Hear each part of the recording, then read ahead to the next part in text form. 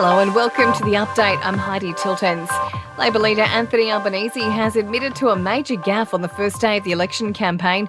Mr Albanese was asked to spell out the official cash rate and unemployment rate, but was unable to say either. He says he's only human. Earlier today, I made a mistake. But when I make a mistake, I'll fess up to it and I'll set about correcting that mistake. I won't blame someone else. I'll accept responsibility. That's what leaders do. While Scott Morrison has started his re-election bid in the marginal Labor-held seat of Gilmore in New South Wales, he's keen for the seat to flip back to the Liberals. Australians now have just a week left to enrol to vote in the upcoming federal election. The polling date has been locked in for the 21st of May. A new union analysis claims millions of casual workers are $350 a week worse off in their salary. Labor and the Coalition are being called on to address cost of living pressures. Aussie rock star Daniel Johns will have to wait until June before he learns his punishment for a drunken crash. The Silverchair frontman has pleaded guilty to high-range drink driving.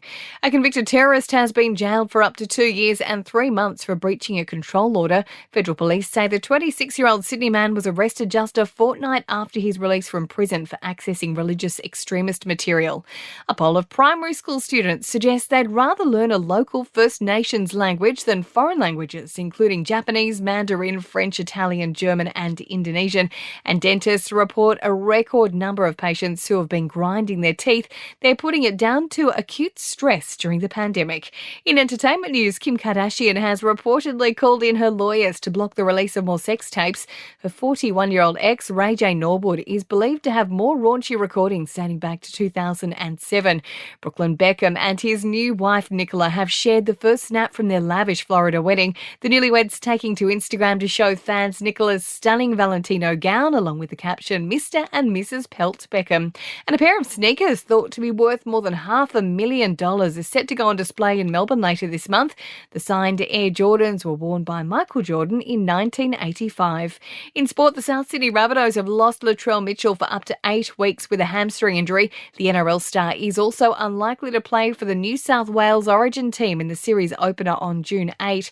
Sydney Swans superstar Lance Franklin will be out of action for at least 2 weeks after fracturing his finger, and Ben Simmons has taken part in pre-game shooting drills for the first time since joining the Brooklyn Nets. There's still no timeline on when the Aussie basketballer is expected to return from a back injury. And for even more sports news, make sure you check out the Sports Update. You'll find it wherever you're listening to this show.